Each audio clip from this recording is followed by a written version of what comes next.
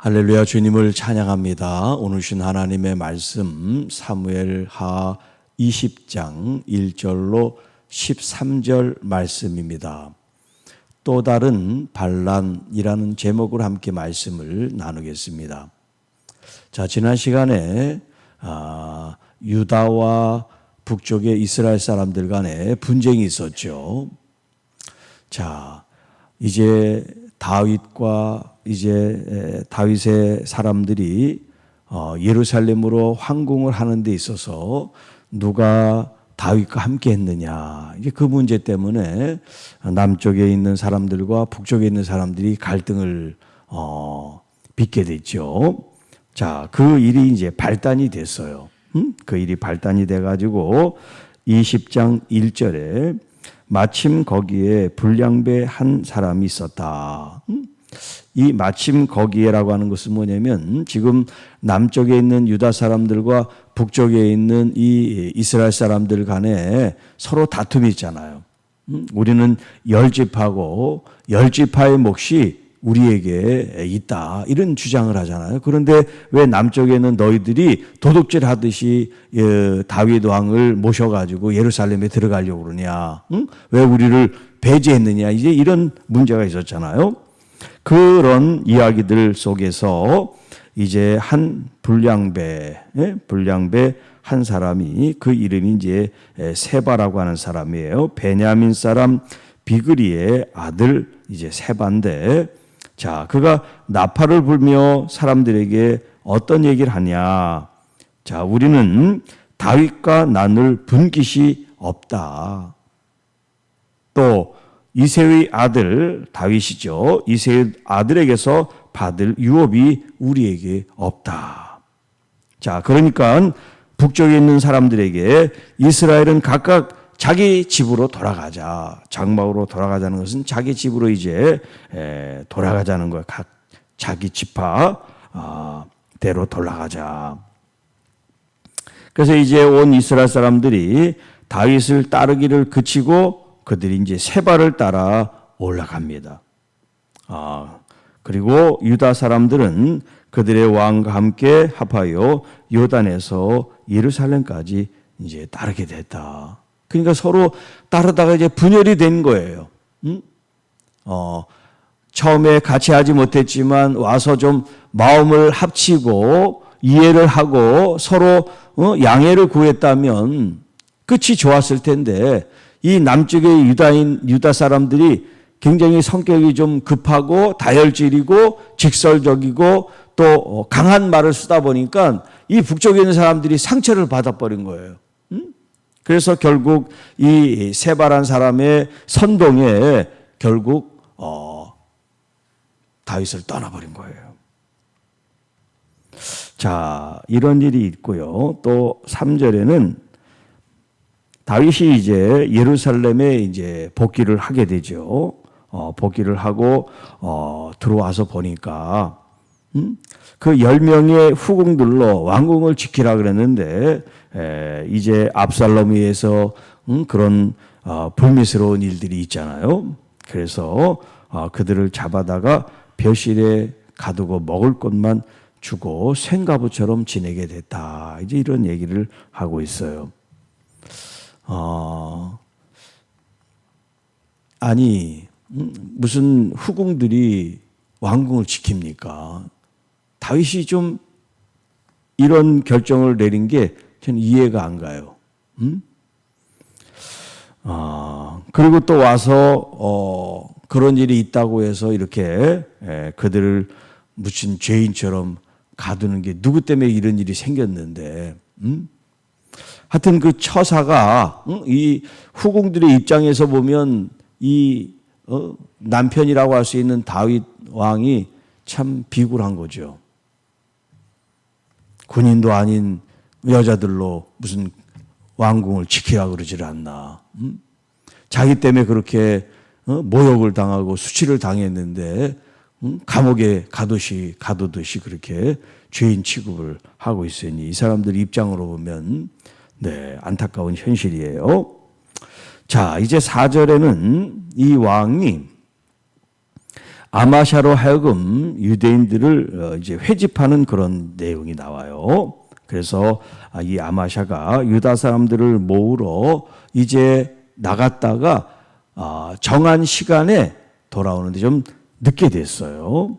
자, 그때 다윗이 아비새라고 하는 사람을 이제 지도자로 해가지고 비그리 아들 세바를 축출하는 그 일을 이제 작전 명령을 하더랍니다. 이 세바는 압살롬보다 우리를 더 헤아리니 너는 부하들을 데리고 그 뒤를 추격하라. 그래서 그를 제거하라는 명령을 이제 수행하게 됩니다. 그래서 요압을 따르는 사람, 그렛 사람, 블렛 사람, 그렛 블렛은 왕의 호위 무사라 그랬죠. 그리고 전령들 이런 사람들을 모아가지고 아비새를 중심으로 이제 추격을 하게 합니다.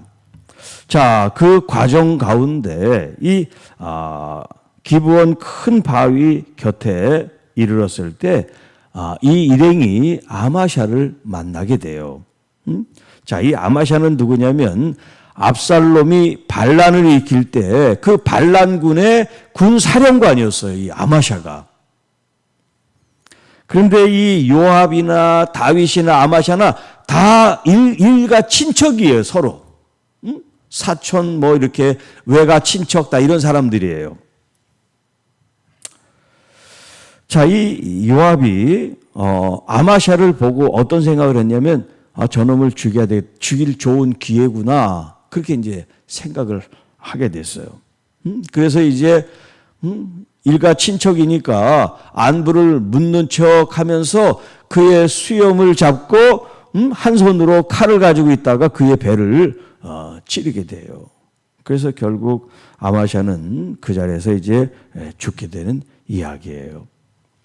그리고 다시 이제 요압과 그 동생 아비새가 이 비그리의 아들을 뒤쫓는 그런 이야기가 나오는데 그때 마침 요압을 따르는 이 부하 중에 한 명이 아마샤가 그 죽는 현장을 보고 아마샤를 요압을 좋아하는 자가 누구며 요압을 따라 다윗을 위하는 자가 누구냐 이렇게 얘기를 하는 거예요. 이게 무슨 말이냐면 이 요압은 자기 마음대로 한다는 거예요. 자기 마음대로. 언제 왕이 아마샤를 죽이라 그랬어요. 옛날에 그 전에도 아브넬 군사령관 반란을 일으켰다고 해서 그 사람을 또 마음대로 죽였잖아요. 왕은 화해하고 왕은 용서했는데 이 요압은 계속해서 자기 마음대로 반대 진영에 있던 이런 장수들을 다 제거해버려요. 그러니까 이런 말을 하는 거예요. 요압을 따라 다윗을 위하는 자가 누구냐. 왜냐하면 요압의 마음은 다윗을 위하는 마음이 없으니까.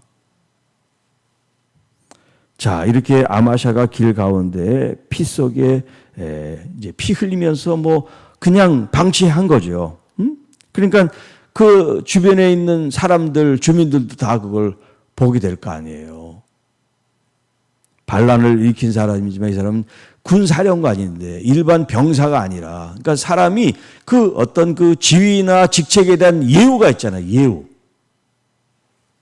그런데 무슨 길거리에 불량배 쓰러져 있듯이 이렇게 쓰러져 있는 모습이 이게 보기가 좋은 게 아니란 말이에요. 그래서 사람들이 보지 않도록 그 시체를 지금 옮겨놓고 있는데 사람들이 거기에다가 이제 옷을 덮어서 그 시신을 이제 보지 않게 하고, 그리고 요압과 이제 이 아비새는 세바를 추격하는 그런 이야기가 등장을 하고 있어요.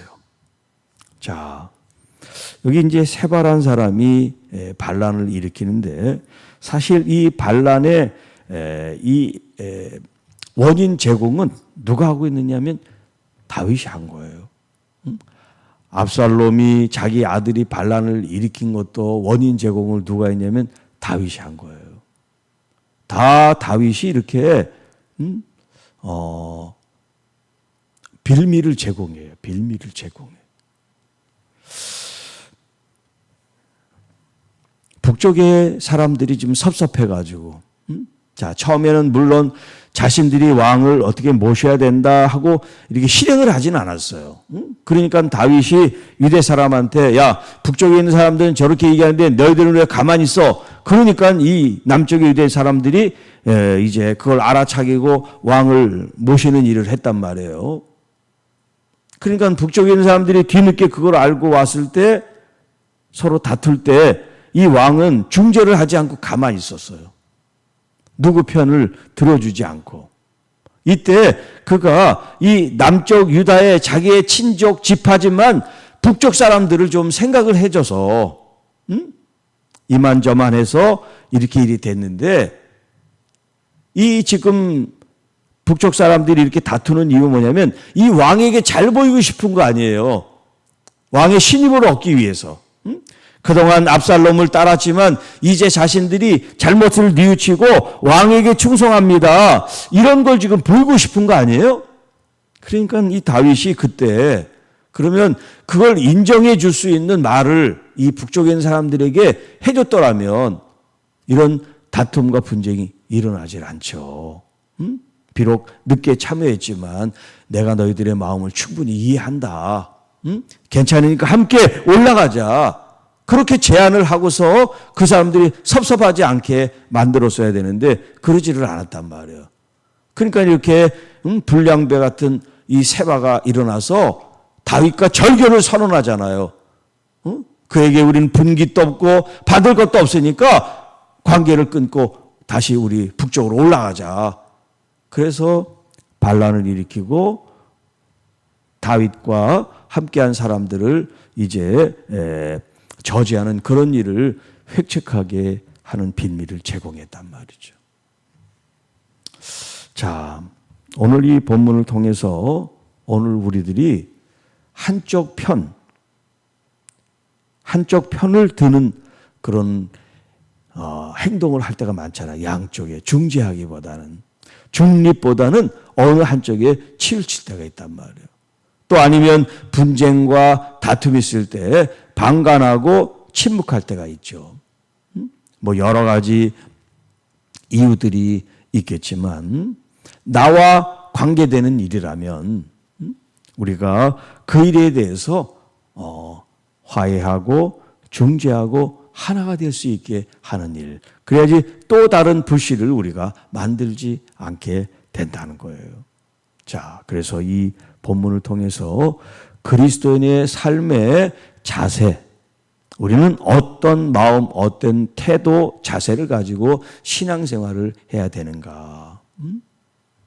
가능하면 다른 사람들이 이렇게 섭섭하거나 또 마음의 어떤 그런 상처와 부담을 가지지 않도록 어떤 사람들에게 책임을 전가하거나 또 어떤 사람에게 어떤 죄책감을 유발하게 한다거나 이런 태도가 아니라 그리스도의 십자가의 정신을 통해서 주님이 우리를 용서해 주시고 속죄해 주시고 또 화목하게 화평하게 해 주신 것처럼 서로 대립이 되고 서로 갈등이 되고 서로 다툼이 될 때 우리가 그것을 중재하고 화평하게 평화를 이루게 하는 사람. 그래서 하나님의 자녀라고 일컫는 복을 누리는 여러분 모두가 되기를 주님의 이름으로 축복합니다. 주 하나님 아버지 감사합니다.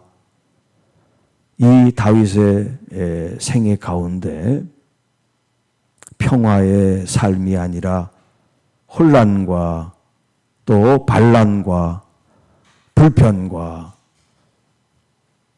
어려움이 계속 되고 있는 이 삶 속에 그가 좀 더 신중하고 또 하나님의 마음을 품고 갈등과 대립에 있는 사람들을 중재할 수 있었다면 하는 그런 아쉬움이 남는데 우리의 그리스도인의 삶 속에서 후회나 아쉬움이나 주님 우리가 잘못 결정하고 행동함으로 누군가가 상처를 입고 또 섭섭한 마음을 갖고 또 누군가와 대립과 다툼이 되지 않도록 그리스도인의 참 마음을 품고 주님이 십자가를 통하여 희생함으로 우리를 하나님과 화목하게 이웃과 화목하게 하게 하신 것처럼 우리도 십자가의 정신으로 오늘도 내일도 우리의 삶을 살아갈 수 있도록 우리를 인도하여 주옵소서.